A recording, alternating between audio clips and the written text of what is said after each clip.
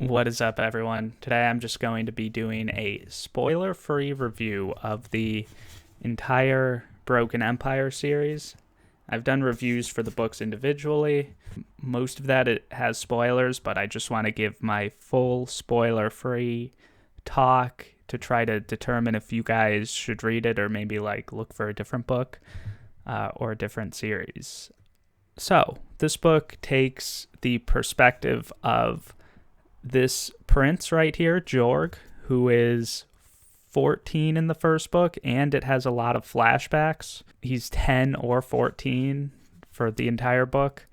And this prince is like a deranged child, to put it mildly. Obviously, he's very privileged because he's a prince. No one's really ever told him no in his life. And he's had these very traumatic events that the first book gets into. So if you don't want to take the perspective of an insane kid who kills people and just is not a good person at all in any way, I really can't emphasize how bad of a person Jorg is. If you really don't want to read a book from that perspective, you shouldn't pick up this series. If you're okay with Game of Thrones, you're okay exploring very grim, dark works of fantasy, then overall I would recommend this series. I know some people don't like first person. I think it's all right, particularly after the first book. The first book is Mark Lawrence's first book ever written, I believe. And Jorg is a lot younger in the first book. So from his perspective, there's a lot less nuance to the evil things he does. Whereas in the second and third book, he's more calculating. He's sinister. He's an anti-hero to follow, you hate him, but you kind of root for him because he's clever. But in the first book, he's well educated compared to the peasants and stuff in the world. He's just very difficult to root for in Prince, even if you do sympathize with him. He's just a bratty kid. Speaking of the world, I love the world building in this series. I think that's my favorite part of this series. It's a post-apocalyptic. There's some magic, but not too much magic. There's old artifacts from our time. There was some sort of nuclear holocaust 1,000 years before, and for the last 100 years, Europe, or what we know as Europe, is a segmented empire. It's a broken empire. Jorg is very ambitious. I mean, he wants to rule the empire. He wants to get revenge on people that have wronged him. And those are basically his two goals: power, revenge, stabbing people. That's Jorg in a nutshell. But yeah, the world, it's difficult to talk about without giving too much away, but I just like it. It blends the fantasy and post-apocalyptic themes very well. It gives you a post-apocalyptic theme vibe some of the time, but not too much. So if you don't like post-apocalyptic themes, this won't really bother you too much. It gives you some magic, but not too much. It's mostly just a medieval European fantasy type book. Characters. So obviously I talked about Jorg, and it's from his perspective. The entire first book is from his perspective. And the other characters in the first book are not exciting. They're kind of interesting, but I think the first book is the weakest book because the characters, I really don't care too much about them. The second book kind of expands on some of the characters from the first book, adds new characters, and definitely it takes a step up in terms of character development when it comes to characters that are not Jorg. It also gives us some diary entries of a character that's not Jorg, and those in the second book are great because it gives you a different perspective. You feel like you're not in the head of a deranged child for the entire book. It's just like most of the book, so it kind of like freshens it up, gives you a different perspective, and a very interesting perspective at that. The second book, by far my favorite.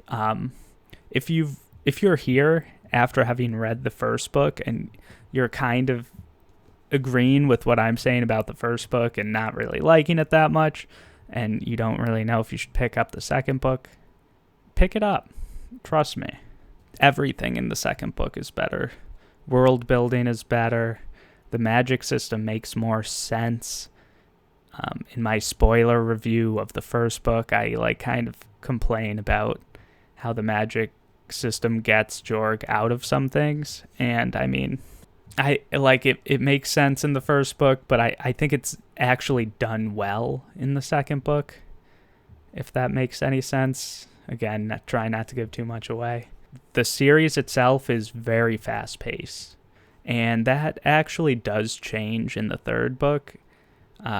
The first, maybe third to half of the third book is a lot slower pace. The third book has another perspective, again, kind of like the second book, so that slows it down a bit.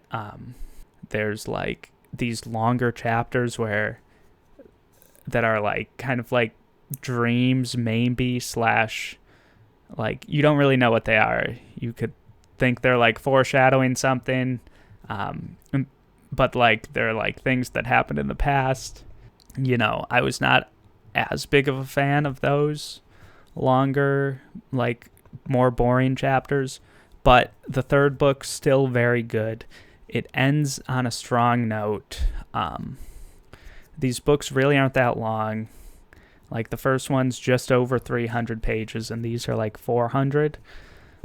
So the series itself is like 1,100 words, and only like half of the first half of the third book is slow pacing.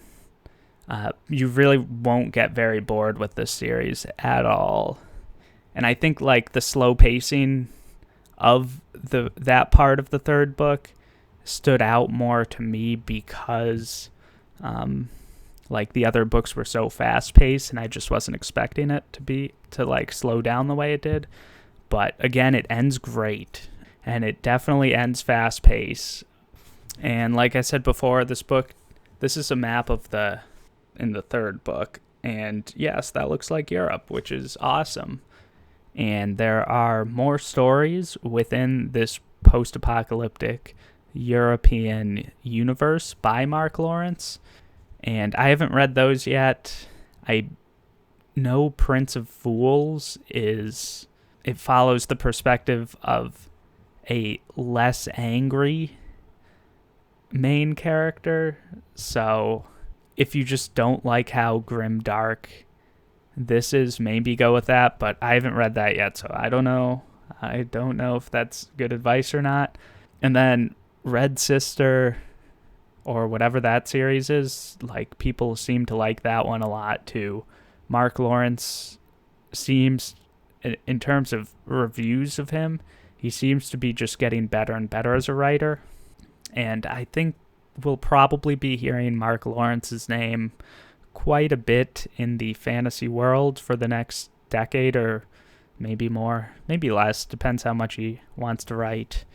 Just a side note on Mark Lawrence, it feels like reading I haven't done like a deep dive on Mark Lawrence, I haven't read his other works, but it feels like he's going to try to make stories within this post-apocalyptic Europe universe, whatever, for as long as he can. Like, he himself talks about making money more than then if I were in his position, I would not talk that much about making money. So I think that's just on his mind more than a lot of writers. Maybe that's unfair to him. Again, I haven't done like a deep dive on him. But I mean, if him being like I'm like kind of calling him greedy. I don't mean to because I don't know, but if he is greedy, I'm kind of okay with that if that just means he's writing more books within this post-apocalyptic European universe, because again, world building spot on right here. Jorg I end up coming to like, even though he's very hateable. You can't help but root for Jorg, especially in the second and third book, where Mark Lawrence just adds a lot of nuance to him. So yeah, that's the video. Like, comment, subscribe. I got a new microphone. But yes, I finished my first Brandon Sanderson book, which is Elantris, so I will be reviewing that within the next few days, and I'm reading Star Wars Heir to the Empire, which is great. That's a reread for me, actually. So that review should be coming shortly, maybe next week. And, oops, sorry, I hit the mic. No Logo as well by Naomi Klein, her first book. I will be reviewing that hopefully next week as well. So yeah, stuff to look forward to. Stuff that maybe will make you subscribe to this channel. Maybe not. We will see. And yeah, that's everything. Enjoy your fantasy reading, you fantasy nerds. All right. Bye.